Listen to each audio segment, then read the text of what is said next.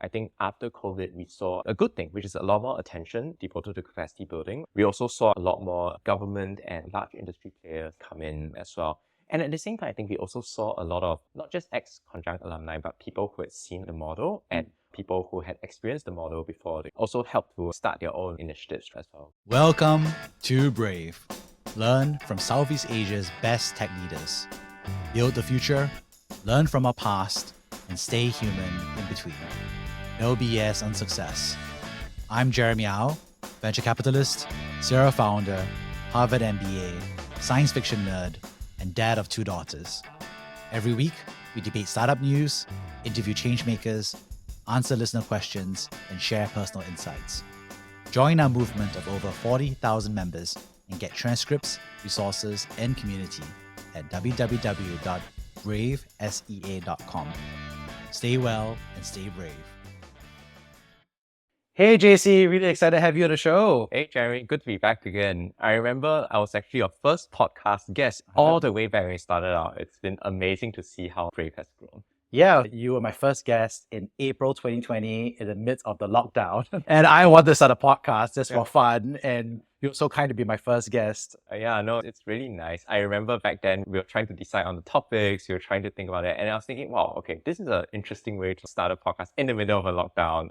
And now I've seen the growth, I've seen the number of people that got here, the types of people that got here as well. It's just absolutely amazing. Yeah, and so now that we have 60,000 more listeners, there's a big audience. And now, instead of this audio at that time, now we have audio and video. I figured this is a good time for us to sit down and not necessarily go over the stuff that we had, but just talk a little bit about some of the topics that interest us today. And a lot of people ask us about, for example, Conjunct Consulting, why we're friends, and what we learned about public and civic society, some advice for people who are like social entrepreneurs who want to build something in Southeast Asia. So those who don't know you yet, could you introduce yourself real quick? Yeah, happy to. I'm Jiachuan, so I'm from Singapore. I now live in New York, but currently move between Singapore and New York as well.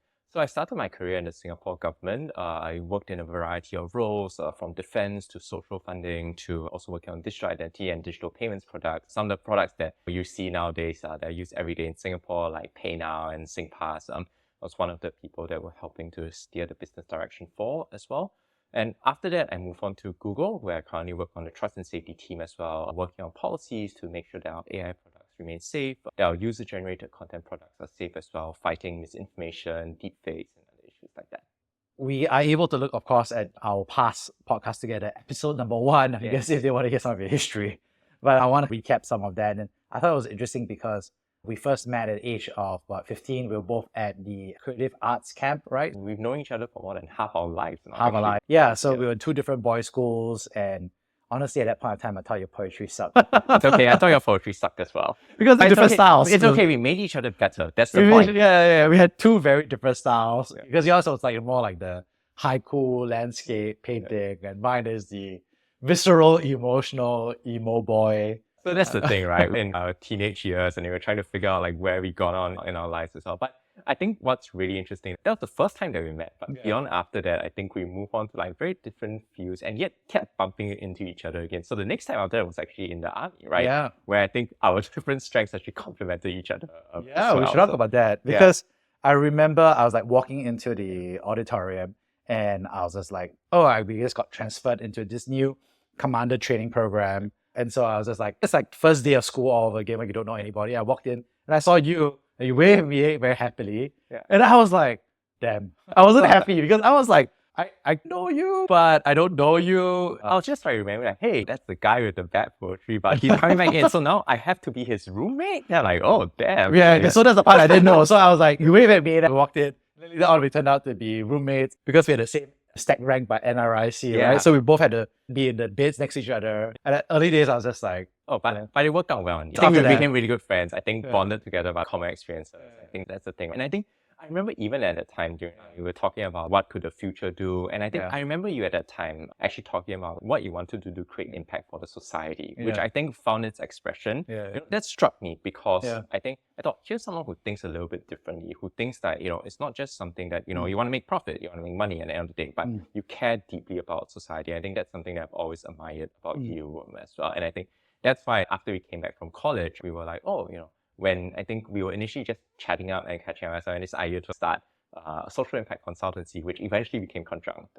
So I think that's one thing that I've always admired about you, Jeremy, which is that you care deeply about not just what's within, close to you, but what's going on around you. And things like Conjunct, things like Brave, I think it's really an expression of the impact that you want to make here. Thank you. And I can tell you what I admired about you back then was that you were a government scholar. Okay. And so I was like a really bad student at that point. I had really bad grades. And then you went off to be a scholar. So I was like, at that time, I'm saying there's a status part, right? Because, there's like scholars and everybody else in Singapore is a non-scholar. So that's one. So I respected you because you're smart, you're hardworking, you were on this track with the government that felt very unachievable to me at that point. That was one. And then two, I think you were just a very solid dude, right? I think one of my big memories I had from that army time was that we had to dig a trench, remember? Yes. And I always tell people, it's like, when you dig a trench when it's very bad, first of all, digging a hole is not fun. And then I think the part was there was three of us. And then the third person pieced out and fell asleep. And we had to go. And then the two of us had to dig a trench for three people. Yeah. And then I'm wide and you are tall. Yeah. And so we got the worst possible hand. Yeah, exactly. It was the worst possible combination. Yes. And so the two of us dug this hole and we basically didn't sleep the whole night. And I think in the middle of the night, we just trying to keep each other awake. So we played some of the small games, hand counting games. Rock, paper, scissors. Just to keep each other awake, and then we take turns digging. And then at the end of the whole experience, I was like, okay, you have ever to dig a very horrible hole together, it better be with Jiachuan because nobody else will dig this horrible hole. You know what this is in 2025 parlance? This is Squid Game, but we both survive. We play all the games, but we survive. In my head, I mentally deleted the third person. Right? It's just like eliminated. But so it was just, but I thought it was a good experience. And I think we had a good time in the army together. And after that, I remember visiting you in the UK doing a scholarship. I think I visited you briefly after I finished my national service. Yes, and then I remember visiting you when eventually went to UC Berkeley to study as well. And then one of the enduring memories I remember for that was actually like some of these long walks that we took as well. And that's, I think, a feature of all our catch-ups, right? Even I come back to visit you, when you come to visit me, I think we take long walks together and we talk. And I remember at the time we were just like walking and talking, and I remember you just sharing about what you want to do, what you want to achieve as well. And back then you were already part of the Berkeley group, which I think in many ways was also a bit of inspiration for Conjunct as well, what we did, right? So I remember, hey, this person's doing something quite different, and I thought that was really admirable. Yeah, and I think that's interesting because I had such a wonderful time at Berkeley, the Berkeley group, which is a social impact consulting. And I think it was transformative for me because I spent my entire university life at undergrad just consulting for different nonprofits. So I was working with the San Francisco Unified School District on the mental wellness programs. I worked with several local and religious-based medical organizations. So it was like helping them choose the healthcare IT system, helping them with the local vaccination program. So it was all very fun. And I remember coming back to Singapore and I was at Bain and basically it didn't exist.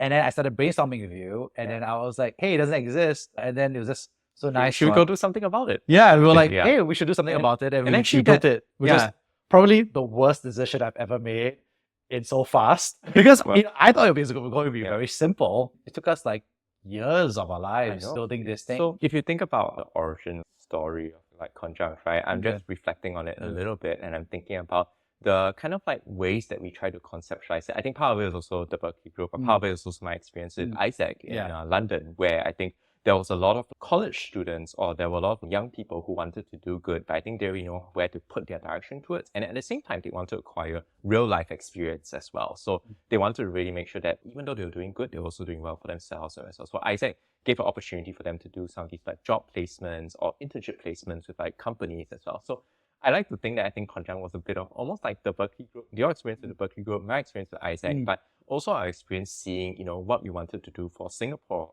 as well and trying to approach it in a different way going forward. And we were like, since nobody's doing it, why not let's like set it up? And I remember we were just like carving together a few slides, bringing together a random pitch session. And in fact, we were thinking that nobody might show up. Like we had so many people come up for the intro session all the way back. It was a clubhouse. Top presidents. So I was interning at Bain and then we put slides together and our own logo. I created a logo out of PowerPoint and then I put a check mark from the emoji into the center. So that was our original logo. And I thought it was interesting because I think that was our first experience with entrepreneurship in that sense. Or today people also call it social entrepreneurship back then. Because we just built something just because we thought it should exist. And we didn't think very hard. Obviously, we thought hard about the design, the people, and we weren't thinking about, at the time, funding or money. I think it was just like, okay, this is cool. It should exist. It's a problem for people like us. That there isn't a place for highly skilled volunteers to work in an applied way, and vice versa. There isn't really, at a time, nonprofits in Singapore did not have any access to consulting services. And so we were like, wow, this is a match made in heaven. And so we can build something ground up. Yeah. So I think that's the interesting part, right? I think back at the time, we were daring, and I think we were young enough and brave enough, going back to the theme of the podcast, brave, to try something that we were like, okay, we're not sure if this is going to work, but we're going to give it a shot, and we're going to depend on the grace and support of a lot of people around the ecosystem, whether it's like volunteers, whether it's universities, whether it's other nonprofits as well. And I think we can't underestimate the impact that Conjunct did for the community, but I think we also can't underestimate the impact of what the community did for Conjunct as a whole. I'm talking partners, ecosystems, even like volunteers as well. I remember back at the time when we were going out to initially pitch for our first clients, like St. Andrew's Autism Center, a few others as well. And people will look at us and say, what, we're a bunch of like young kids. What do you know about like social impact consulting? And I'm really grateful at the time that we had our first 4 clients take a chance on us. And I think over time, we did multiple projects with St. Andrews, we did multiple projects with Lions Befrienders and like all our other value partners as well. But I'm really grateful at the time that they took the chance on us and helped us as well. So I think it's never just a one-way thing, right? I think when we start something, it's never, I think people like to say, oh, these are 2 co-founders doing everything. But I think beyond that, it's like an iceberg. There's so much down there that supports us as well. And I think we just want to take a moment to say how grateful we were for that too. Yeah, I remember that it was interesting because we had to meet these clients, and actually we were just effectively just fresh university graduates. Obviously, we had some consulting experience and so forth. But I remember there was a lot of pushback in the early days. And I think I remember going through so much rejection. You and I make it seem like a lot of people volunteers turned out, but what I remember from that experience was I emailed every like group emailing list I was on. Yahoo Groups was a big one back then. Yahoo Groups was a few Google groups. I think this was the era still like MySpace and Friends. Yeah, Friendster and Facebook. And so it was just emailing everybody just to be like, hey, blasting out for this volunteer information center.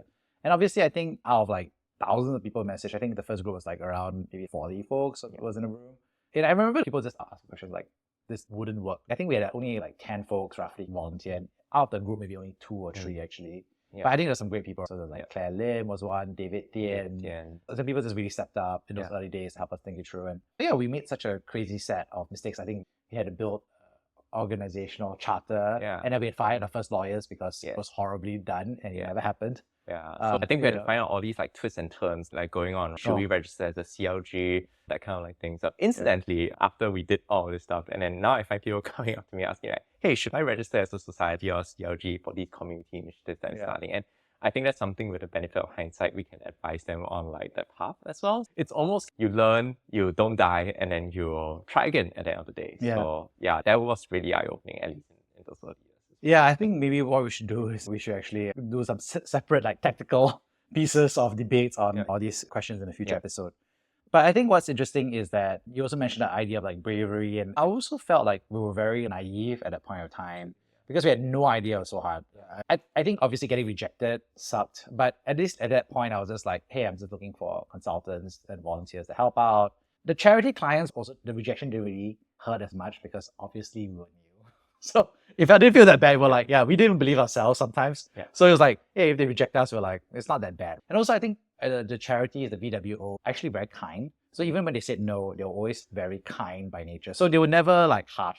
What I found difficult at that time was all the people on the side who were saying it's a dumb idea or it won't work. And I think that was really, in reflection, like a tough time because they were actually right in many ways. There were so many ways we could have gone wrong and it would have worked out. But it was just interesting to see that happen. Yeah, I think for me, I felt that it was more, there's 2 things, right? One, it serves as fuel for the fire. It serves to say, like, okay, let's prove these people wrong. Let's see how we can actually build up something that, eventually could really deliver impact, number 1. I think 2 is that, okay, if the sector is wide enough, and I think this is one of the features of Singapore's social sector, social good sector at large, right? And there are many players out there that has like, in a way, almost like many helping hands, right? The Singapore government likes to use this phrase called like many helping hands before, but where I think they bring together a lot of like different groups to come and help. So in that sense, I think one thing that I was quietly confident of was that I think even if we were getting like rejected left and right, there were many people that we could continue to try to appeal to at the end of the day. And I think we saw this very much in terms of like our, actually also our student volunteers as well. And I think going back to our student, we had set up like the university chapters. When we were setting them out, I think a lot of people were expecting us to say, okay, as founders, we have to give like the direction and stuff. But we actually found that they were actually bringing their own ideas. They were bringing their own suggestions as well. And almost like saying like, oh, who we could reach out to engage going forward. So I think one thing that was heartening to me that I think always kept my faith in like Conjunct going was the fact that with so many people who were passionate and want to do something that despite other people rejecting it, I was confident that these people would actually be a strong core for us moving forward. Yeah, and we had such a great group also of other professional volunteers who were helping us, right? So we had Ho Hui Fen, we had Candice Chua, who is now my wife, but they were volunteers back then, Kern Ho. Yeah. So I think there's a whole list of people that was helping out. And I thought it was interesting because when we look at that list, for example, Sarah Lim was a friend of mine from university. She came back, she helped out. I thought it was just crazy because it gave me a good lesson, which is that at the end of the day, like there's a lot of people who say no, it's dumb.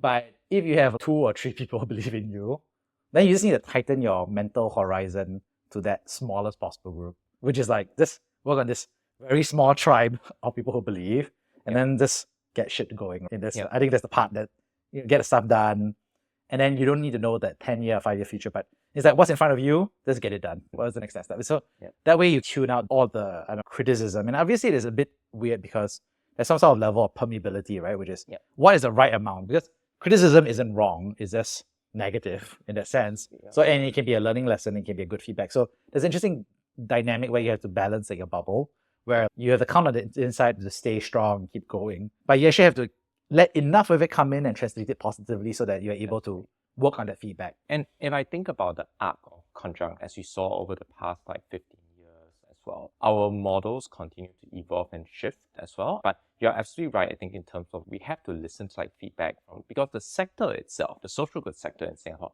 is also evolving. Back then, I think it was a very different like environment.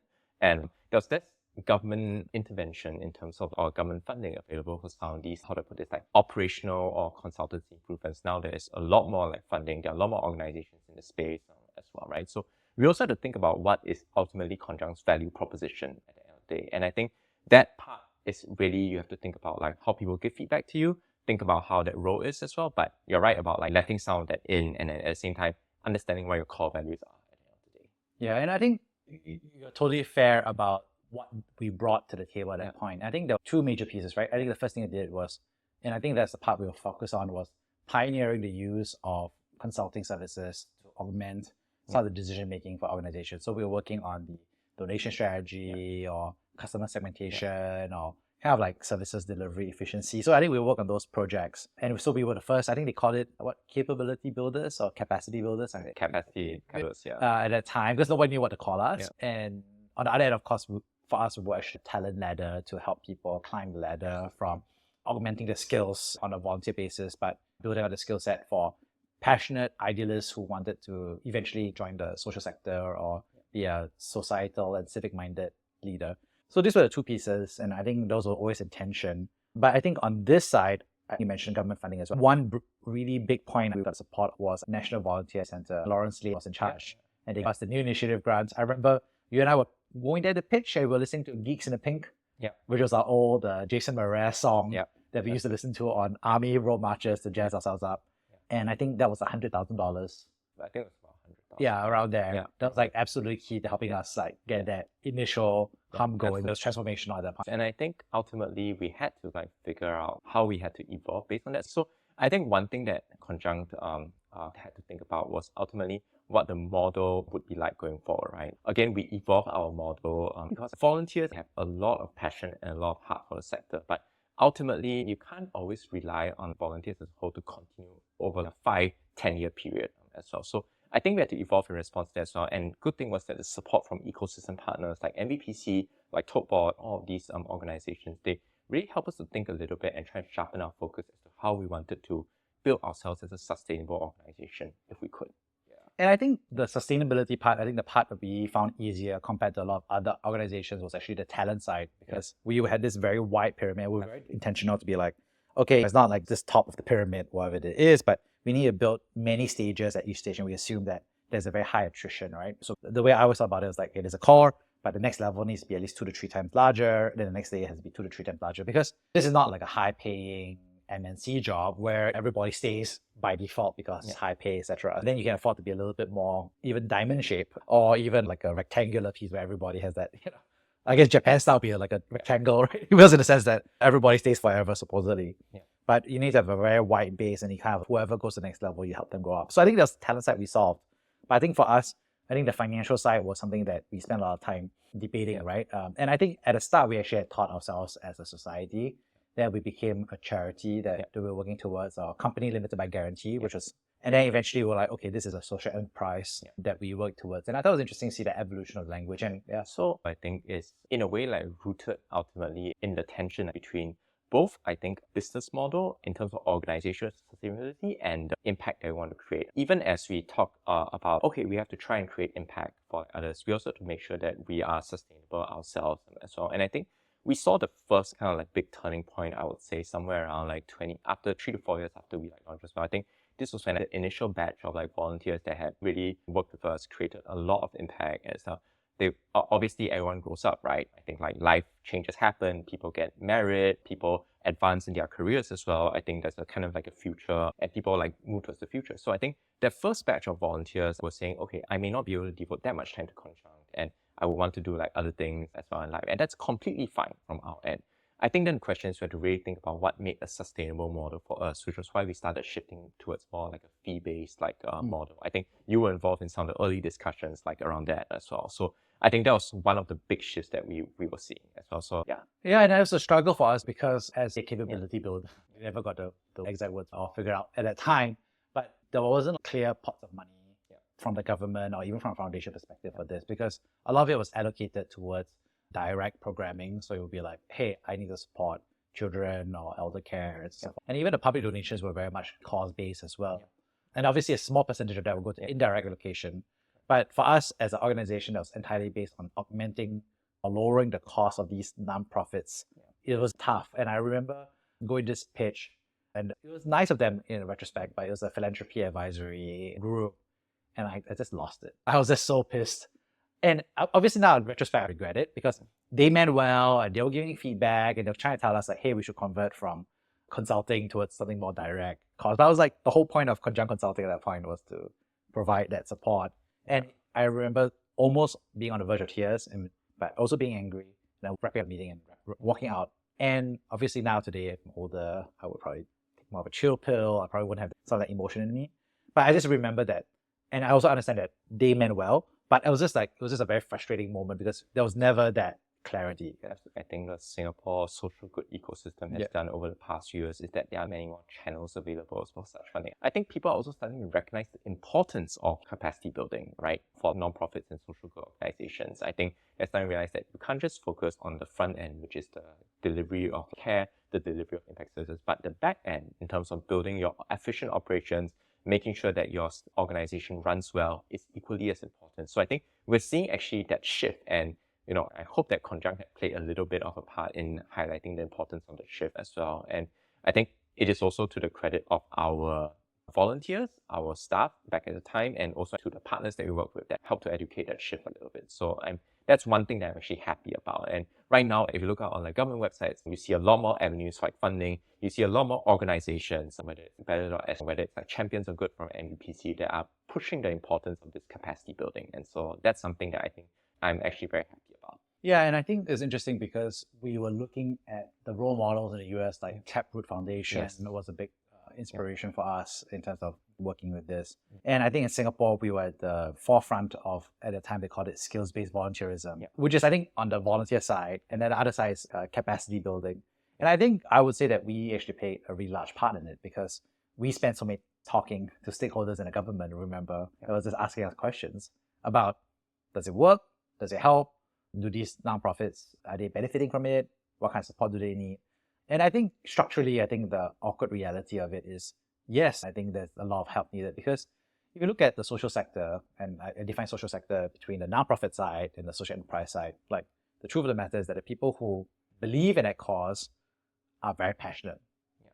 And they have to be passionate because it's a tough job. Right? There's no natural business model. Like there's like taking care of cats' welfare, that's the example, or SPCA for abandoned pets. Like there's no fundamental business model because like ex-convict population, right? Like there isn't a natural business model that happens for this flow. And so when you have very passionate people and you have a business model that doesn't work from a capitalist perspective, then suddenly you have this piece where the work has to be very efficient. And so they're focusing on the cost. And then you have to figure out this alternate funding situation from grants, from government, from foundations, from individuals and donations.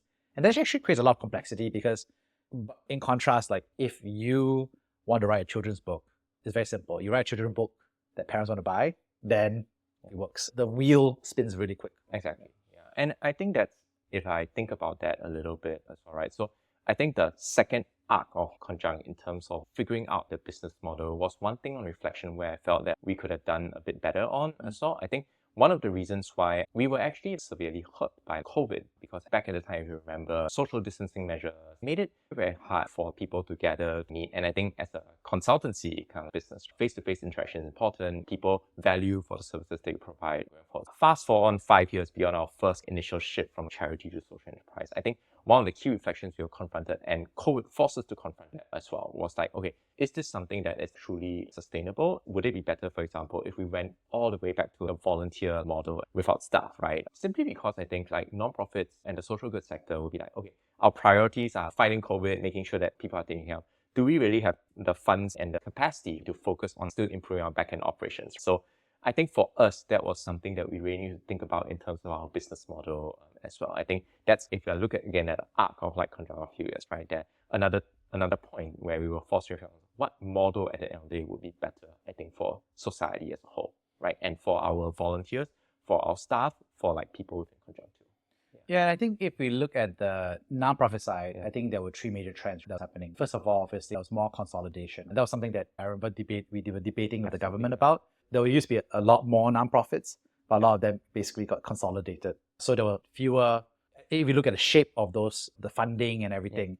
But basically, I think the perspective from the government and from some folks in the sector was that these large organizations have more critical mass to have the various functions needed for compliance, for audit requirements to pass versus loss of public trust and faith because of charity management. That happened because sometimes the charities are too small or whatever it was. And it also felt like they had the ability to handle multiple programs. So I think the argument was really about economies of scale. Second was obviously the professionalization of consulting services. The government was inspired by our success, and so they went on to give grants and subsidies. We saw professional consulting firms build out a government and charity support function. Finally got my, at that time, dream job, Brisbane Group, nonprofit consulting, or Bain, which was my dream job. Never got there back then. But finally expanded to Singapore, right, under Lee Xueling, which is a fantastic Bain ex-consultant and peer of mine. We basically had competitors on that consulting side as well. Yeah, I wouldn't call it competitors per se. So I think here's one point where my perspective would be slightly different from yours. I would see it people really advancing the ecosystem as a whole from different perspectives in that sense. I don't think people compete per se at the end of the day. I think there are different methods to achieve impact, and I think all of us have different perspectives. But yeah, absolutely. I think after COVID, we saw a good thing, which is a lot more attention devoted to capacity building. We also saw a lot more government and large industry players come in as well. And at the same time, I think we also saw a lot of not just ex-Conjunct alumni, but people who had seen the model and people who had experienced the model before. They also helped to start their own initiatives as well. So I think those were some of the factors that when you think about the role of Conjunct, what was needed, and what we were doing in terms of the sector. So I think that's one of the reasons why ultimately we made the decision to turn down some of Conjunct's operations in Singapore, but also in the knowledge that there will be many other groups that will continue to carry on our work going forward. What's interesting, of course, is that Tribe Consulting is led by ex-Conjunct alumnus, right? And so I think the core of the work is the same.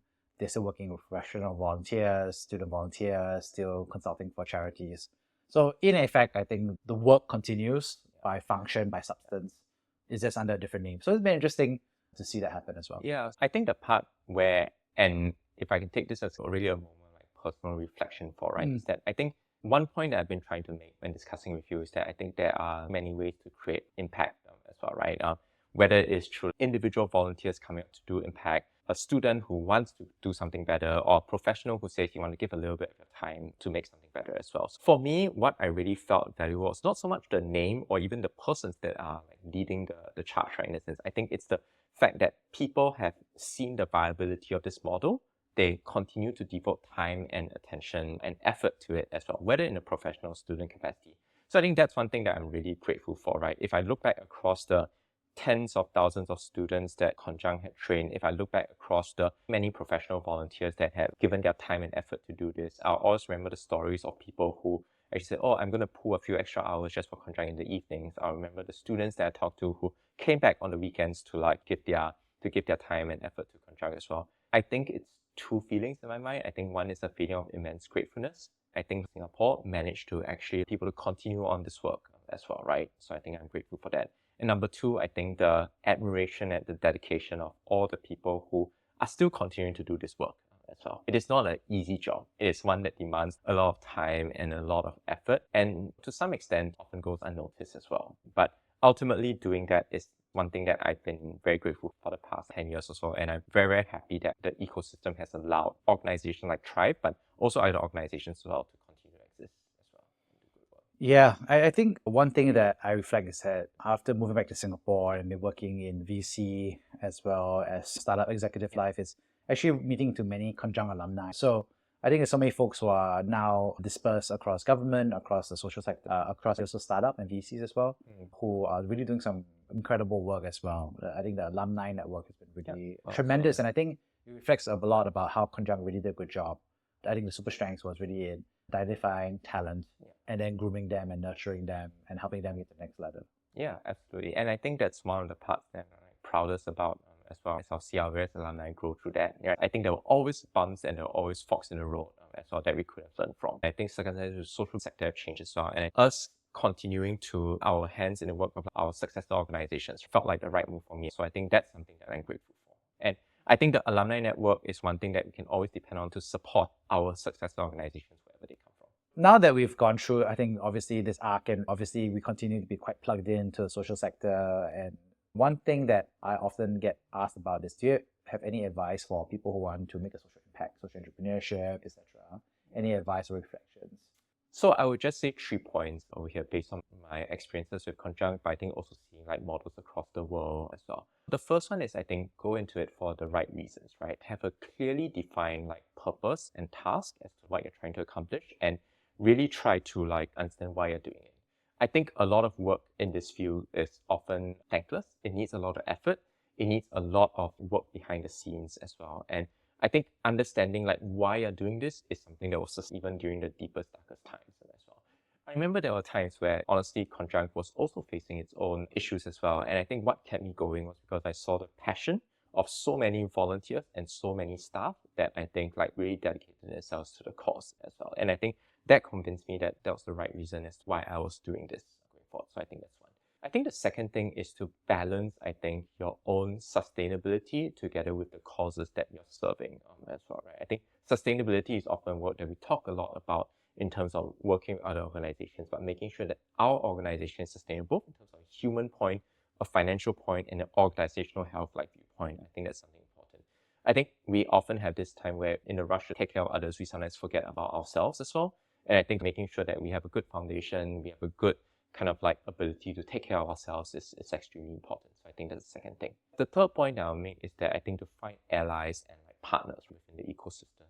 To me, I think like the social sector may evolve and change even faster than private sector in some regards as well. Like care delivery is changing, right? The way we take care of people with disabilities, for example, will change very quickly as well, right? So I think we always have to think about like the shifts as well, and we also think about how the ecosystem is evolving in that regard. So I think the good news is that, again, as I mentioned earlier during the podcast, that there are a lot of good partners that are out there. There are a lot of good sources of help that are out there as well. So if you're thinking of starting like social enterprise, you're not alone in that regard. So yeah, build those allies, build those partnerships, and that's something that's kept me going in Conjunct as well. Yeah, I think for me, my advice for social entrepreneurs is, I think, twofold. One is your passion is going to be about 5 years. So even though right now you're very passionate about it, I think you're thinking about it in 5 year stages. Yeah, mine did 10. I would say if you are a social entrepreneur and you really care about this cause, just remember that just because you care about this cause doesn't mean that you won't care about it in 10 or 20, 30 years, but you want to think about it like a 5-year investment, right? And so you want to have that time-boundedness to be like, whatever I want to build it to solve the problem, but also become sustainable within those 5 years and in a way that can outlive myself, right? I think that's really key for number one. I think the second piece I would say is that I think nonprofit is often a phrase is that we're the only place that when you work, you're trying to work yourself out of the problem. And I think that's like good and bad, or can be taken left or right turn. I think one way to think about it is that I think the negative way I would say I'm looking at it is that a lot of nonprofits and organizations don't solve the problem. So what I mean by that is I think you're taking care of the byproduct or the consequences of that system. But sometimes I often say, if a social entrepreneur really cares about your issue, I have to say, what's your most effective way of nuking the problem? If that makes sense, in a really systematic way. And actually, that's actually quite difficult because sometimes, like, when you nuke the problem, it actually doesn't it doesn't necessarily match up with the modality that you want to provide. So just because, for example, let's just say you want to help youth with a certain situation and you want to provide them retraining services. It's a good modality to do. But of course, sometimes it's worth at least having that conversation before you start. Just be like, are there other places where I can be in a government, working in policy? There are different ways to attack that problem. And maybe setting up that social enterprise is not the way to do it because it doesn't truly solve the problem. So I think that's one side. But the other side of it is just, I think there's a lot of good organizations out there, and you can let other organizations inherit the pieces as long as the work is getting done. And the truth is, the challenges of society today are different from the challenges of society 10 to 20 years ago. Like today, for example, like one challenge that people have is like AI may kill all of us, right? There are charities that are being built now to solve that problem. Absolutely, right? Absolutely. And I think that speaks to the evolution of the sector. And I think that's also the fun part of it in that sense, right? The fun is something that will keep you going as well. That you're solving different problems. It's an exciting space and it's an evolving space. So I'm looking forward to see what we do to tackle these challenges ahead. So when I come back to Singapore next time, we should gather our Conjunct alumni and see where everyone has progressed as well. I think it's going to be a fun gathering. Yeah. On that note, I'd love to summarize the 3 big takeaways from this conversation to wrap up. So first of all, thanks so much for sharing about our early days as friends, but also building Conjunct Consulting. And I think a lot of the concern, the frustration, the naivete, the courage, the criticisms that we saw during that time, that's number one. And number two, thanks for sharing about, I think, our reflections about what building an organization looks like and what it means to have the succession, to have handovers, to continue building for the impact and the trade-offs that we've made. And then lastly, thanks so much for sharing about, I think, the advice that we would give for people who aspire to be social entrepreneurs or want to create some impact in their life. On that note, thank you so much, JC, for sharing. Thanks, Jeremy. Appreciate it. Always a pleasure to see you as well. Thank you for listening to Brave. If you enjoyed this episode, please share the podcast with your friends and colleagues. We would also appreciate you leaving a rating or review. Head over to www.bravesea.com for member content, resources, and community. Stay well and stay brave.